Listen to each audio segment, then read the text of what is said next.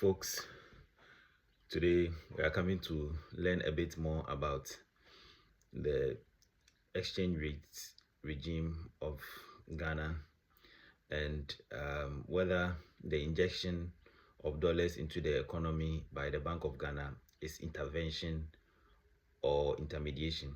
Recently, there has been a debate on whether the Bank of Ghana is injecting dollars into the economy, and Bank of Ghana too is saying that it is not injecting dollars into the economy, but it is rather doing intermediation, and that the result of the intermediation is bringing more dollars into the economy. So come with me, let's learn a bit more about this situation.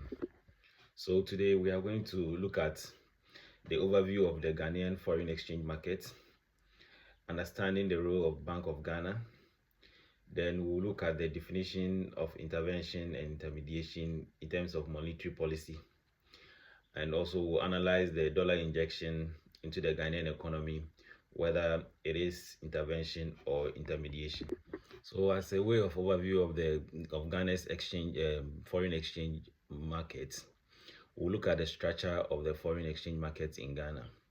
And so when you take the foreign exchange market in Ghana as a whole, Bank of Ghana sits at the top as a regulator and also manages liquidity and stability in the exchange market.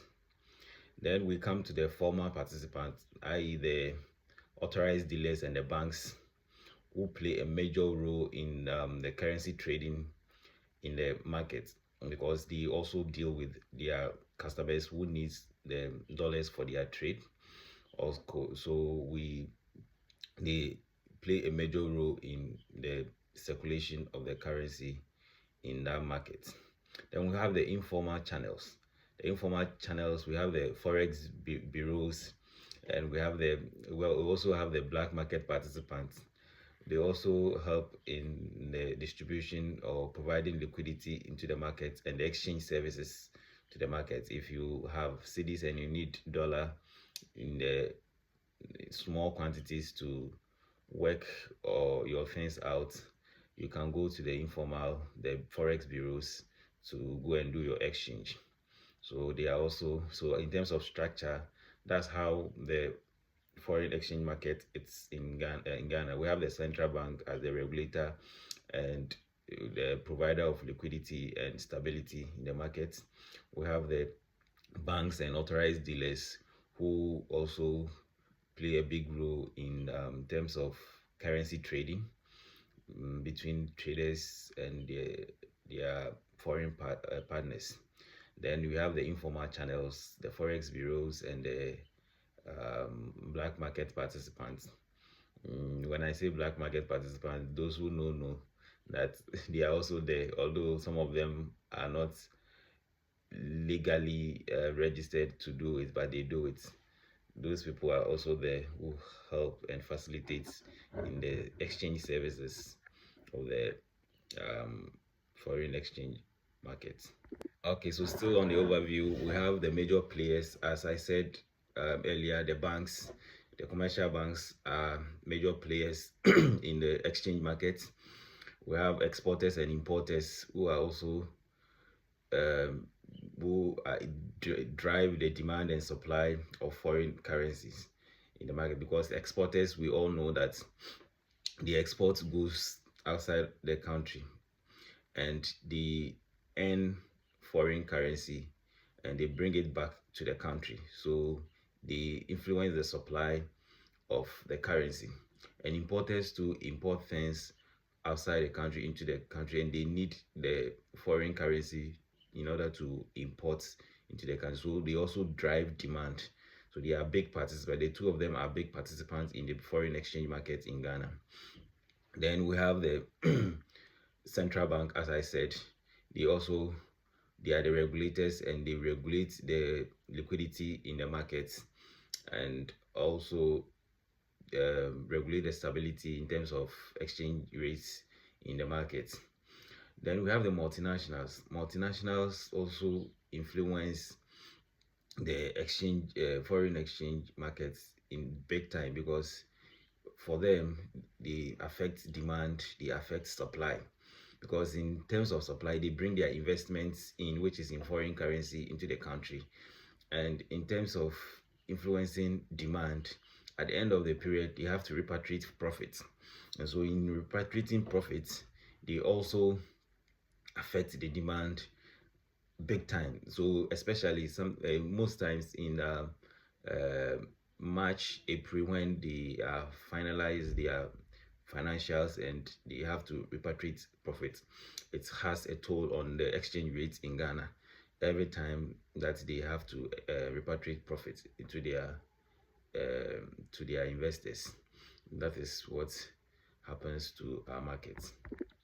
And we'll look at the significance of the USD to the Ghanaian economy. It is very, very significant, and it's very, very important to the Ghanaian economy because it serves as a trade facilitating tool or mechanism. Because if we'll be able to, once the USD is an internationally recognized currency, and in terms of trade, if you want to do foreign trade and those things, you need a currency that you trade in, and the USD come in hand as the currency that will facilitate international trade. So, i.e., we do exports, we do imports. Multinationals will repatriate profit, as I said earlier. They will all need this currency, the USD, so that when foreign investors are coming into your country, they also assess the availability of USD. If they need be that they have to even exit, or they have to repatriate their profits, would they get the means, or would they get the USD to send to their home country? Yeah, so it all affects. It's very, very significant to the flow of remittances into the economy. So it's and so the USD is very, very important, so that to facilitate trade in the country. So we'll look at understanding the role of Bank of Ghana. Understanding the role of Bank of Ghana. We are still on the overview, and we are looking at the understanding of the role of Bank of Ghana. So in understanding the role of Bank of Ghana, we'll look at the mandates and objectives of the central bank. Here I have 3 core mandates of the central bank, which the first one will be price stability. They ensure that they maintain stable prices to preserve purchasing power and control inflation. It's very, very necessary, and it is well within the mandate of Bank of Ghana to do that, price stability. Then they have to also ensure there is financial system soundness. Promoting a robust and secure financial system safeguards public confidence in the economy. And so if you recently, when the banks had their issues, the confidence in the banking system went down, and people were not willing to take their monies to the bank again. So it is the mandate of Bank of Ghana to ensure that the financial ecosystem is well, and it safeguards people's deposit and everything. So it is the mandate of the Bank of Ghana to do that, so that it will bring confidence into the financial system. Then the third objective or mandate is to foreign reserve management. The managing foreign currency reserves supports economic growth and stabilizes the national currency. And so what they do on that side supports our currency. They have to keep reserve, and the reserve should be able to cover certain months or periods of imports. The reserve they keep right now, the reserve they are saying it can support up to about 4.5 months of import cover. Yeah, it is very, very important that those reserves supports the currency, and it stabilizes the system. And when the currency is supported and stable, prices too will be stable because the country is import dependent. So now we will look at tools available for monetary and foreign exchange policy. So we are looking at the tools available to the Bank of Ghana in terms of its monetary and foreign exchange policy. So the first one we'll look at is the open market operations. When we say open market operations, what are we talking about? The Bank of Ghana buys and sells securities to control monetary supply in the system. That's what we call open market operation. And so what they do is that they sell securities if they want to mop up excess liquidity in the system. They sell instruments to the public or to the banks or to the public. Mostly the banks do it on behalf of their clients, and they use it to mop up excess liquidity in the system. Recently, they did that. That is what they called sterilization. They did that and they mop up about 80 billion Ghana cedis from the system. And it became a concern, and even the minority raised it as a concern because they said it is taking liquidity out of the system and it is bringing hardship into the system. So they were criticized for that, and so it is part of their tools. They needed to because where inflation was, they needed to do things to bring inflation down, and as part of that they did a sterilization by taking about 80 billion from the system. They can also inject money into the system by buying government securities, and by doing that they inject money back into the system, and it's all part of the open market operation that they do. They also have reserve requirements as part of their monetary policy too. The reserve requirement is that as part of their regulatory mandate, there is a percentage of the bank's deposit, the bank's deposits that they have to bring to a percentage that they have to bring to the Bank of Ghana. And so in monetary policy, they can either increase the reserve requirements of the bank or they will decrease it. And so in increasing it, they take liquidity out of the system, and in reducing the reserve requirements to they increase liquidity into the system. And so we move to the foreign exchange policies or tools that is available to the Bank of Ghana in terms of the foreign exchange policies. The first one is auctioning of foreign exchange.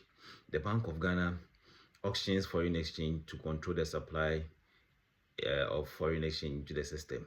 So from time to time, when the Bank of Ghana sees that demand is outweighing supply in the market and it is causing the exchange rate to go high, they intervene by auctioning some of their reserves that they have, the foreign exchange reserve that they have. They auction some to the banks so that it will level up the demand, so that it will not take the exchange rate up, and it will also control exchange rate stability.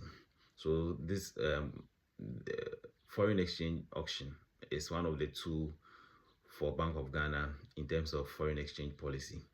And they also can come in, they also do direct interventions. By direct intervention, we mean they can buy or sell foreign exchange in the market to control supply or to control exchange rates in the market. So if for example, if they see that there is excess foreign exchange in the system, they can buy back some of the exchange foreign exchange in the system, and they keep it in their reserve.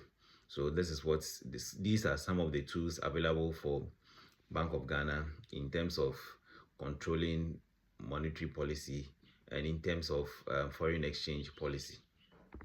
Before I move on, don't forget to put your opinions and suggestions into the comments. Let's keep on with the discussion. Let's keep on with it. Let's bring your opinions, bring your suggestions in the comment section, so that let's engage each other in intellectual way to improve our knowledge in the Bank of Ghana and how the exchange rates regime is done in Ghana.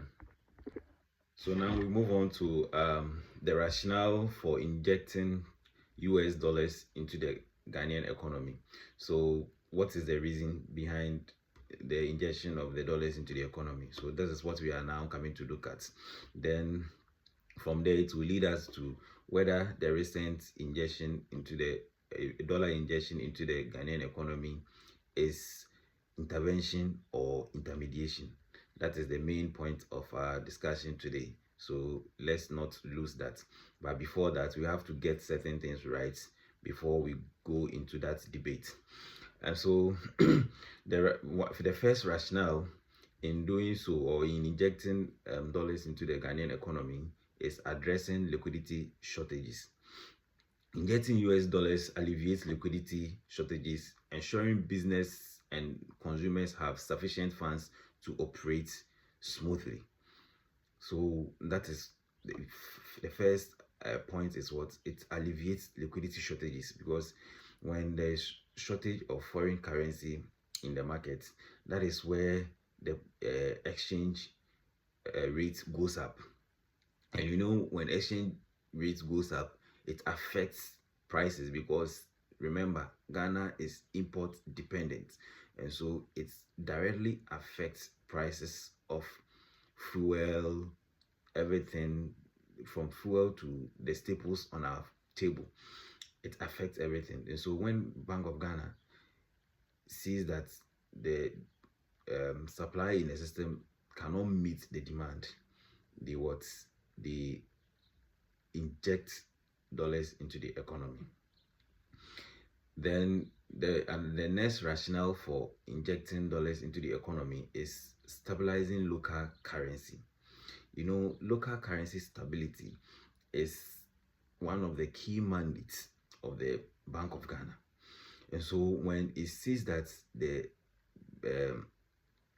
cedi is depreciating against the dollar beyond their targets, then they have to intervene. And by doing that, they inject more dollars into the economy. You know, the cedi will depreciate mostly when the demand for the dollar is high. And when the demand for the dollar is high, there will be exchange rate also will go high, because basic demand and supply will tell you that when demand is high and demand outweighs supply, let me put it that way, when demand outweighs supply, in order to achieve equilibrium, there should be some adjustment. Either you increase supply to meet the demand, or the market will adjust itself by increasing prices. And so to ensure that our currency stabilizes, the Bank of Ghana injects dollars into the system. The next rationale for injecting dollars into the Ghanaian economy is managing inflation pressures.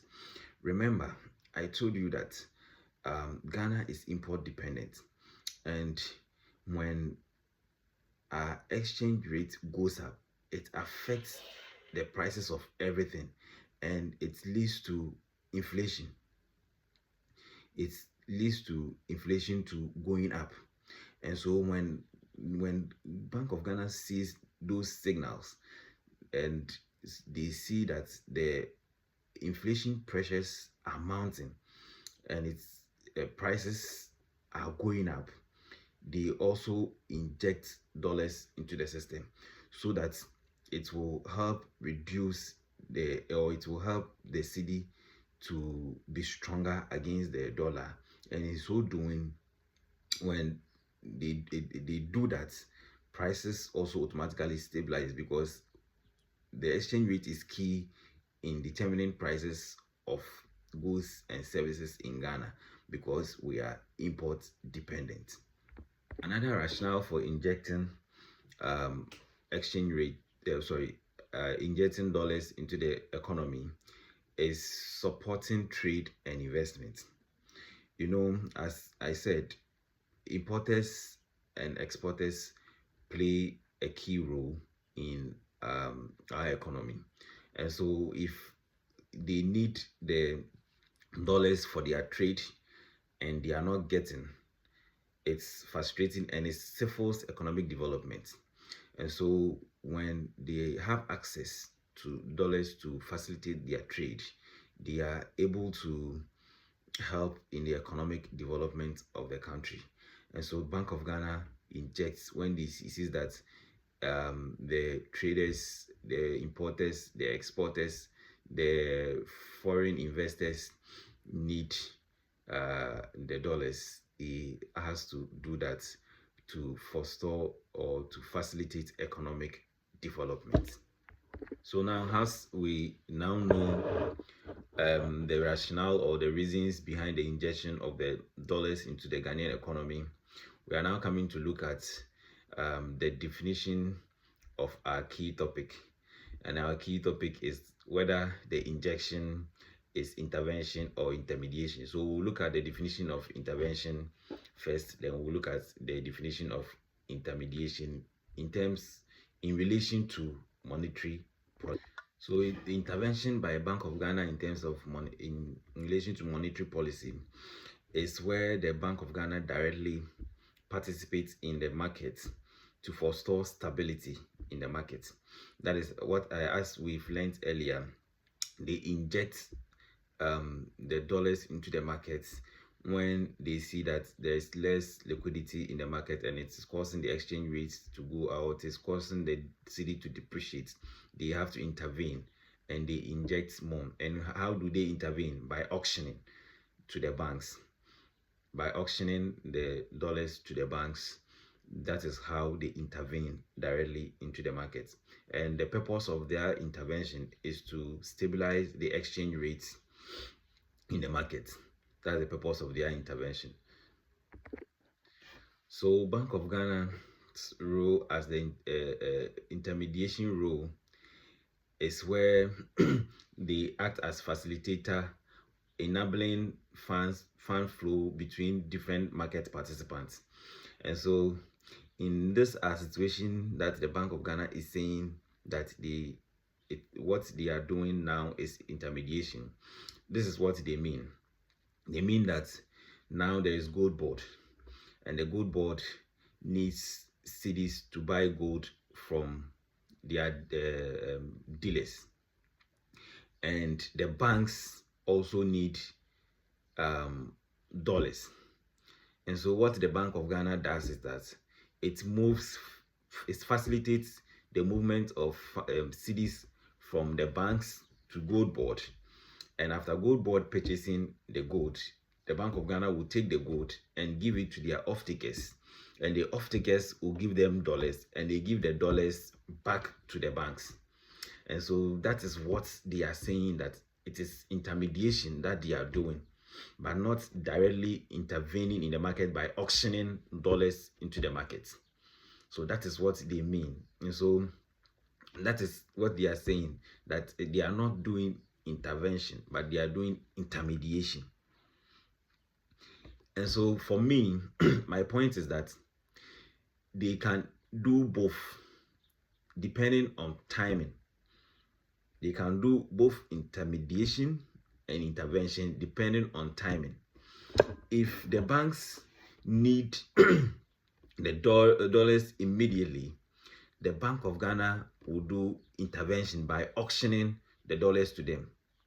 But then if they need it like in 2 months time, if they are planning ahead and they are asking the banks to bring their demand or what they will need in the next 3 months, and accompany it with the associated or the equivalent funds, so that they also channel it to gold board, and gold board, after buying the gold, will take the gold back to Bank of Ghana, and the Bank of Ghana will give the gold to their off-takers who are already there, and they are not now going to search for them. They are already there, ready to take the gold and give Bank of Ghana the dollars that the banks need.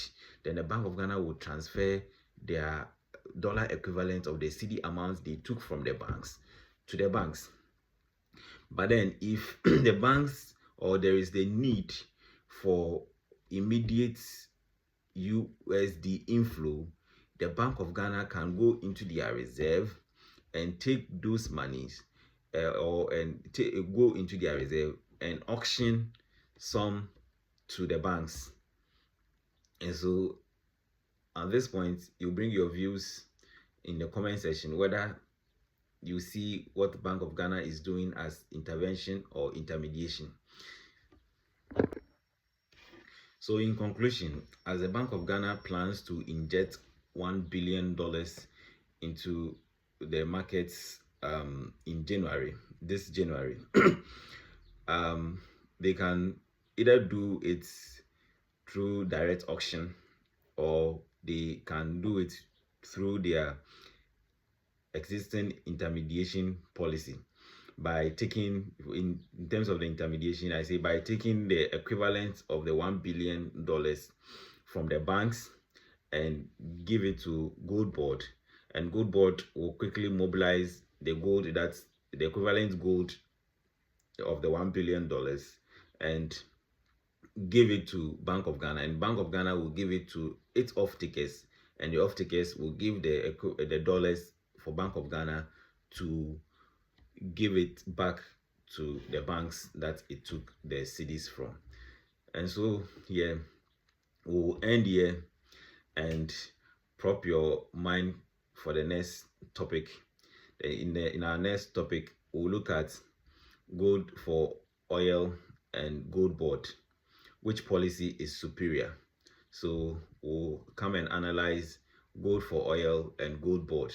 Which policy is superior? Thank you very much for your attention.